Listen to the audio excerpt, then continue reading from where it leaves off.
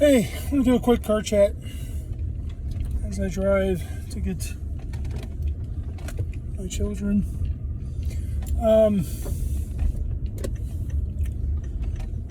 Been thinking a lot today about love, forgiveness, and specifically about two married people and how they should, two married people that are both professing Christians, and how they should really treat each other. I mean, in all honesty, there's more to it than just the fact that you're commanded to love your wife and commanded to love your spouse, commanded to submit one to another. There's more to it than just that. Because if you're both Christians, then you're also, by proxy of having the same Father, the same spiritual Father, that makes you brethren.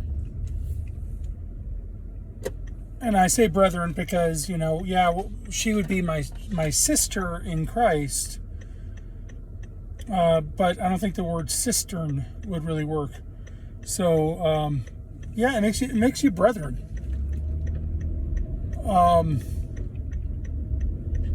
And there's a whole nother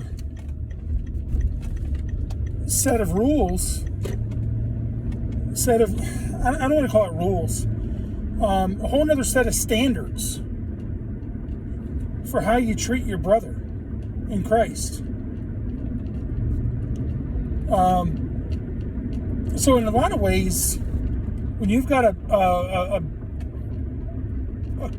person that professes Christ on both sides, the husband and the wife, it's important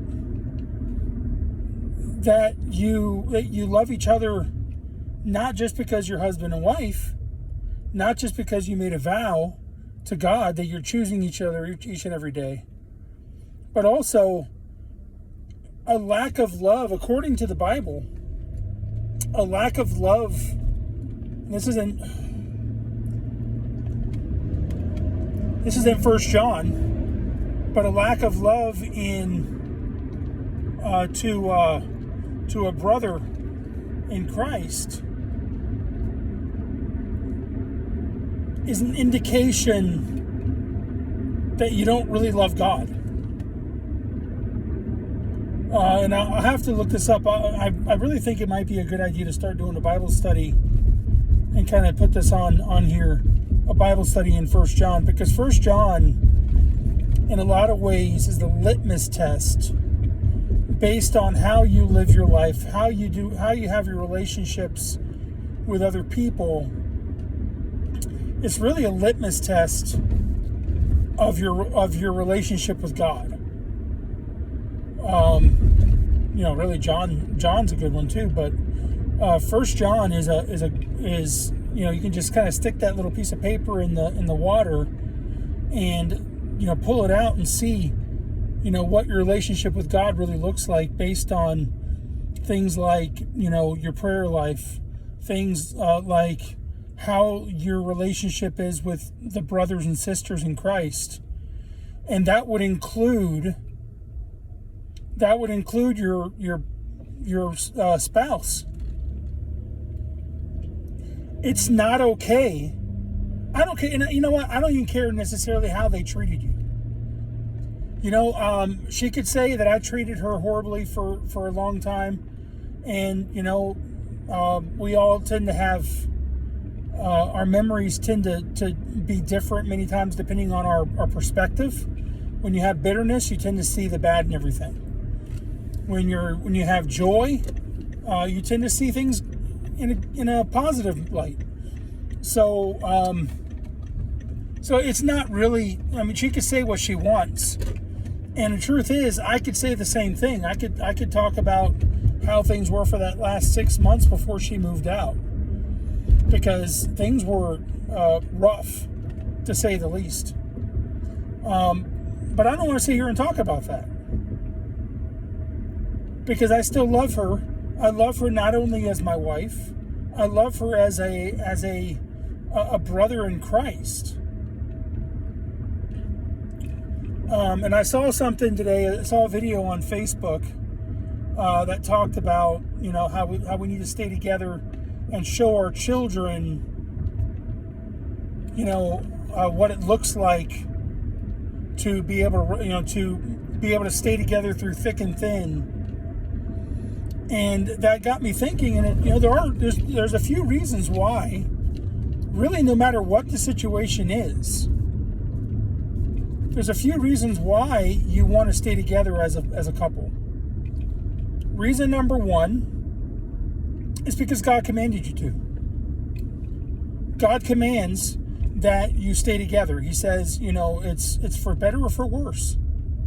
You love one another. Wives, submit to your husbands. Husbands, love your wives. It's for better or for worse. You made a vow, and God takes vows seriously, and you do it for God's sake. Secondly, you do it because if you look in Exodus, I think it was Exodus 32, where God was going to wipe out the Israelites, and Moses made a comment to him saying, God, what are the Egyptians going to think? What are the Amorites going to think? What are these, all these different nations going to think? That you just brought them out of Egypt so that you could wipe them out? It's going to be a stain on your name to the other nations. And really, divorce is the same way. You've got a marriage between two people that profess Christ, and divorce says, well, can't make it through this problem. This problem is too big for God. Too big for God to fix. God's not big enough for this. So, what does that make God look like? That makes God look like he's unable. It puts a stain. It puts a stain on God's name to people who are non-believers.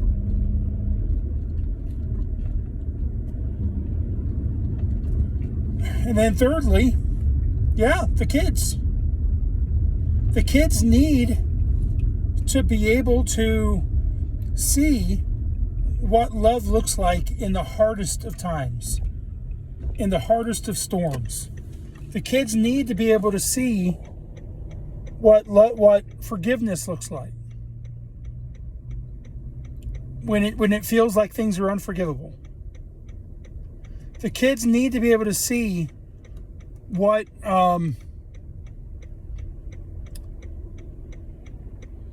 grace and mercy look like when it feels like grace and mercy are unattainable.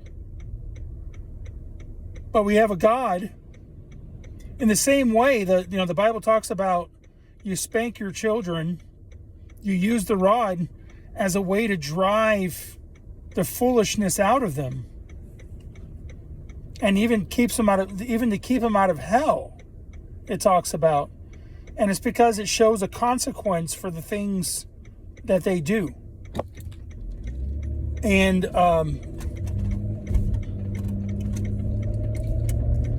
in the same way, as a married couple, by showing that the forgiveness and the love and the grace and the mercy that God has given us through the sacrifice of his son, Jesus Christ, by showing that to each other as a couple, we show that to our children.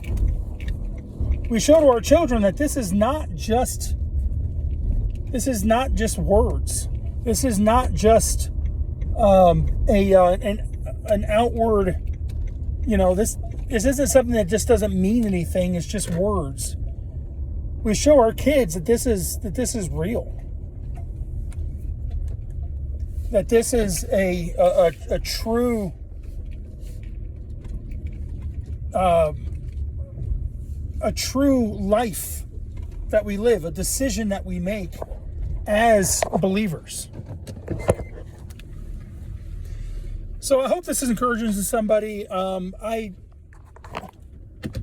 still praying for my relationship. I hope this encourages somebody else to think through these things, because it really does matter. Love you. Hope you have a good day.